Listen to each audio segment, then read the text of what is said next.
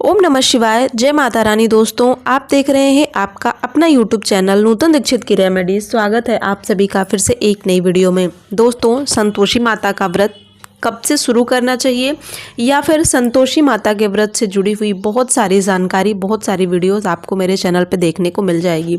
फिर भी बहुत सारे आप लोग सभी लोगों के सवाल हैं, जिन सभी सवालों के जवाब मैं इस वीडियो में आप लोगों को देने वाली हूँ। वीडियो को पूरा देखिएगा। चैनल पर नया है तो सब्सक्राइब जरूर कर लीजिएगा, जिससे मेरी हर वीडियो की नोटिफिकेशन आपको मिल सके। और ऐसे ही अपना प्यार और सहयोग मेरे चैनल पे हमेशा बनाए रखिए। आप लोगों का प्यार देख के बहुत ही अच्छा लगता है। यहाँ तक कि संतोषी माता से व्रत से जुड़े जो भी सवाल आप लोगों के होते हैं, सभी सवालों के जवाब मैं देती हूँ। और जो भी सवाल आप लोग पूछते हैं बहुत मुझे अच्छा भी लगता है। तो बस उसी टॉपिक से जुड़ा हुआ आज का यह वीडियो होने वाला है। तो फटाफट से वीडियो को अभी से लाइक कर दीजिए, शेयर कर लीजिएगा और पूरी वीडियो को देखिएगा। जैसे कि हमें व्रत में क्या क्या नहीं खाना चाहिए और क्या क्या खाना चाहिए, दोनों बातें मैं बताऊंगी। किसी ने पूछा था कि संतोषी माता के व्रत में अनार खा सकते हैं, गाजर खा सकते हैं, काजू खा सकते हैं और कीवी खा सकते हैं। तो इस प्रकार के जो सवाल हैं, उन सभी सवालों के जवाब पहले मैं बता दूं कि संतोषी माता के व्रत में क्या खा सकते हैं।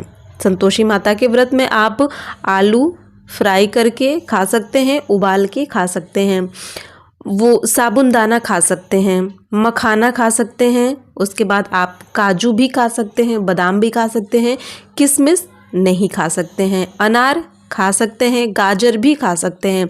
बहुत सारी चीज़ें हैं जो कि खट्टी होती हैं, इस वजह से शुक्रवार संतोषी माता के व्रत में नहीं खाई जाती हैं। अब खट्टी चीज़ें कौन कौन सी होती हैं, अब एक तो है नहीं कि किसी का नाम कोई बताए। बहुत सारी चीज़ें हैं, जैसे कि 2-4 चीज़ें ऐसे याद रहती हैं तो इंसान बता देता है। जैसे कि हो गई किशमिश, हो गया टमाटर, हो गया संतरा, हो गया नींबू, हो गया दही, हो गया।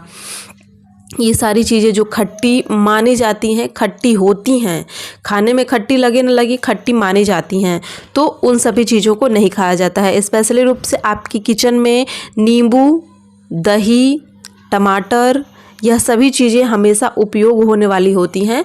तो इन सब चीज़ों से ज़्यादा बचने की ज़रूरत होती है, क्योंकि किचन में खाना बनाते बनाते हमारे हाथ में ये चीज़ आ ही जाती है, तो इससे ज़्यादा बचने की ज़रूरत होती है। आप कभी भी टोमेटो सॉस अपने बच्चों को शुक्रवार के दिन ना दें। सबको पता है कि वो टमाटर से बनती है, लेकिन हम भूल जाते हैं तो उसका उपयोग कर लेते हैं, तो वो नहीं करना है।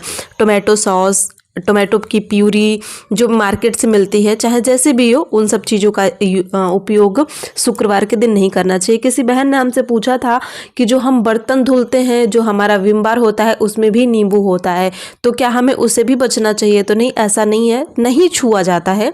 शुक्रवार के व्रत में, संतोषी माता के व्रत में खट्टी चीज़ों को नहीं छुआ जाता है, लेकिन वो मिक्स है उसमें और उसको करना मजबूरी है, तो उसमें वो आपके मुंह में नहीं जा रहा है, उससे आपका व्रत या पूजा खंडित नहीं हो रहा है, तो वो आप कर सकती हैं। लेकिन ये जो खाने पीने वाली चीज़ें हैं, इनको आप उपयोग करके खाते हैं, पूजा किए हैं, व्रत किए हैं और उसको खाते हैं, तो उसका दोष लगता है, उसका पाप लगता है, व्रत खंडित होता है। तो यह कोई नियम नहीं है कि उसको छूना नहीं चाहिए या उसका उपयोग नहीं करना चाहिए, बस वो सब चीज़ों को खाने से बचना चाहिए।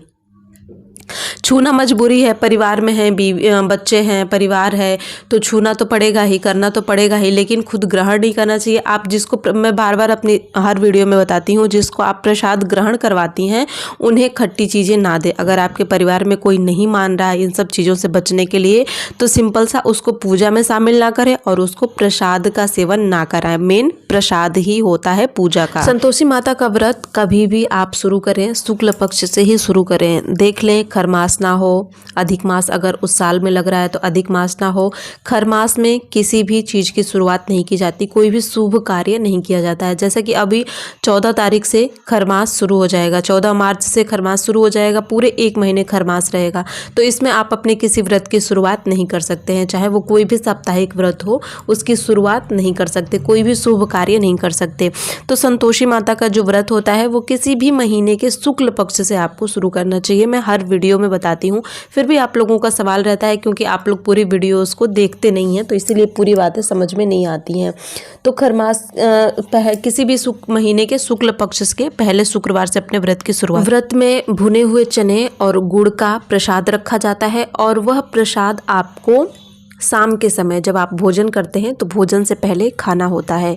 पहले प्रसाद सेवन करें, उसके बाद भोजन ग्रहण करें। इस प्रकार से आपके व्रत का नियम होता है। पहले गाय के लिए रोटी निकालें और फिर भोजन ग्रहण करें। कभी भी प्रसाद भूलना नहीं चाहिए। घी का दिया आपको पूजा में अवश्य जलाना चाहिए। अलग से माता के नाम का घी का दिया आपको जरूर जलाना चाहिए संतोषी माता के व्रत में पूजा के दौरान।